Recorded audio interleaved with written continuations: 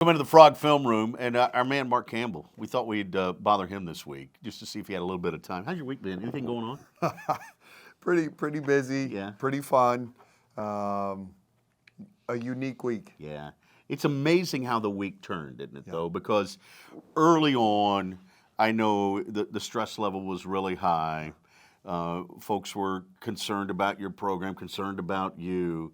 Yet you rallied the troops, and you find a way to beat Central Florida. That had to feel pretty good. Yeah, it's been one of lows and one of extreme highs, and obviously the injury bug just crushed us, and a bunch of one-off, unique injuries. And so we got to the point we had to forfeit 2 games, and immediately after that decision, you got to turn and figure out how to get walk-ons. And so we came up with the open tryout to the student body.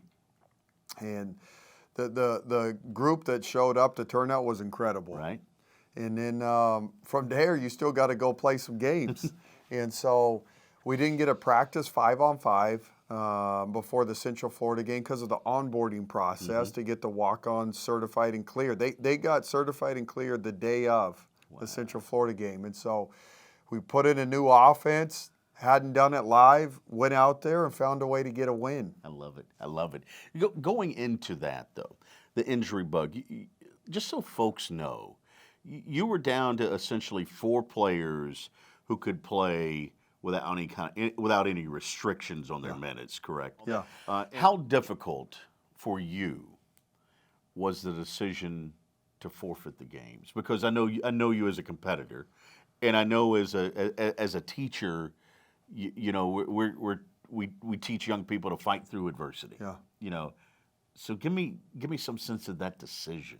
Yeah, there's 2 parts to it. There's the competitive spirit that wants to play the game, but the student health trumps everything. Right. Always. So you have there's by the way, when you make a decision like that, there's a lot of people that have to check off on it. Sure. So it's got to go through the Big 12 conference. We have senior admin that has to go through all of those people. And most importantly, you have your medical staff.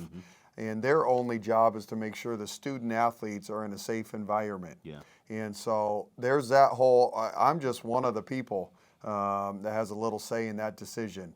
And so it's hard because the kids and you want to play as a competitor. At the same time, you got to do what's best for the student athletes and their health. Yeah. All right. I want to go back real quickly because we're going to take a look at Central Florida here in a second and that win. But I want to go back real quickly to the walk-on tryouts. Here's you had 40 kids show up. You had 40 potential athletes show up. Here's what stood out to me. So you ended up, you obviously were able to get Sarah for volleyball, but you added 3 more as well. And I look at their bios, Mark, and I'm like, they could all play. Yeah. They all had really successful high school careers. Yeah. How lucky were you there? That part's dumb luck, but it's just amazing what talent's probably walking around each university. Yes.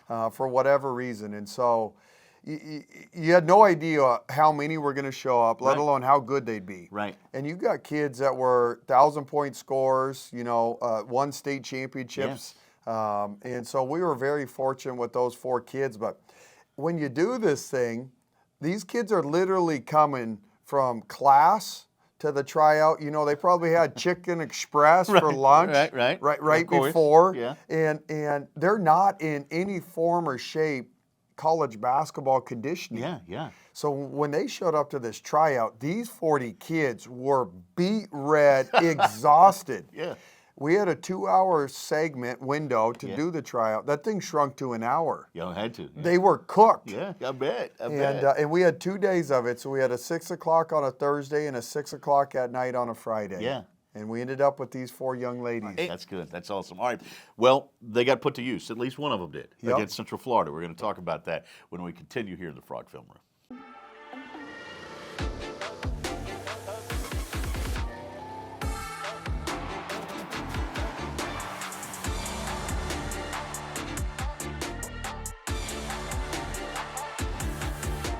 Welcome back into the Frog Film Room. Mark Campbell's alongside. All right, here's what I want to get into. We do this thing with Old Trapper as our sponsor. They want to learn more about the coach.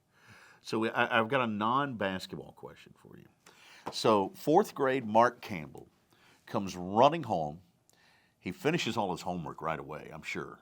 Probably spent an hour and a half doing your 4th grade homework. Then Mom says, all right, you have access to the television for an hour. What's 4th grade Mark Campbell watching? Yeah, because I had older brothers. Yeah. I was into, or they were into, so I had to watch it by default. Do you remember MacGyver? Yes. Yeah. So MacGyver, do you remember the A-Team? Oh, yes. Oh, yeah. Mr. T? Mr. T. So Yes. I was 4th grade. Mark Campbell was yeah. watching MacGyver, number Good 1. stuff. Didn't miss an episode with my older brothers, and then the A-Team. My kids say that my backpack is a MacGyver backpack because that's what I said, because it's got everything in it. Yep. I could build a truck in it right now, probably. Yep. That's the way that's a great show, man, MacGyver. And so, but the theme, it goes along with what we're doing right now. Yeah. MacGyver always found a way to get the job done. He adapted. He adapted, right? Yes. Let's figure this out. And Exactly. He adapted. Yeah. And the A-Team always got sent on missions.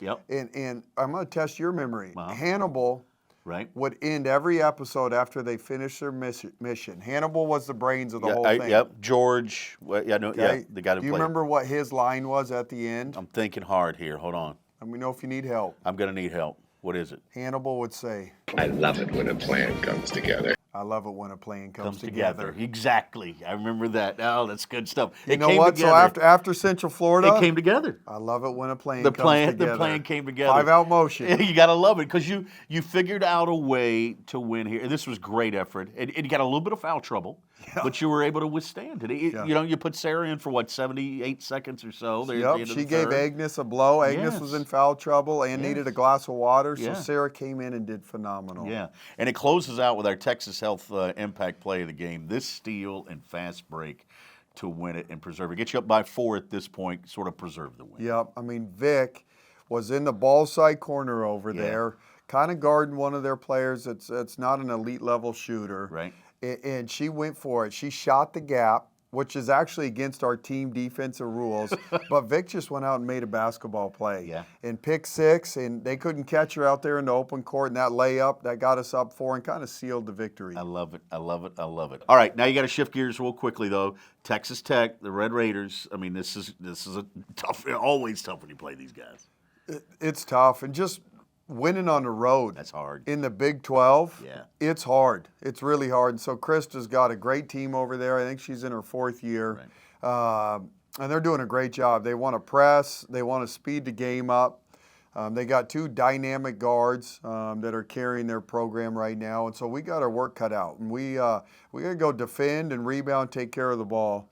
But it's going to be a challenge. Our kids are excited, though, to go hit the road and see what we can do. All right, I'm going to close with this. Now, you're a West Coast guy. Who you like, Detroit Lions or San Francisco 49ers? Oh, I'm going Lions. I love the storyline of Detroit, the underdog. I love this guy. The grittiness of Dan Campbell and their team. And how can you not root for those guys? I like it. From Glen Rose. He's from right down the road. And then the other one, who you like? Because you got Baltimore and you got Kansas City. Well, right now, the darn Harbaugh family, they're winning in college and there. So, I'm not as a big that game. I'm not all in on. I'm with you. I'm all in on the San Francisco-Detroit game, and even though I'm rooting for Detroit, okay, you got Brock Purdy, who was drafted as Mr. Irrelevant. Exactly. And what he's done as the last pick of the draft in leading San Francisco and becoming a marquee franchise quarterback, it's hard to root against him. I'm with you. And so the 2 storylines I love is the Brock Purdy and the Detroit Lions underdog story, but we're going Lions all the way for the whole thing right now. It's kind of like the storyline of TC Lynn basketball this year. Yep. I like it. Good luck, man. Good Thanks to see for you. coming by here from the Frog Film Room. Mark Campbell, I'm Brian Estridge. Thanks for being here. Old Trapper Beefs. Fake protein. Guys, can we take a quick protein break? Protein City. I got my beans, my bars, my goos, my glumps, my fizz. I don't know what that one is, but you want in? I'm good, man.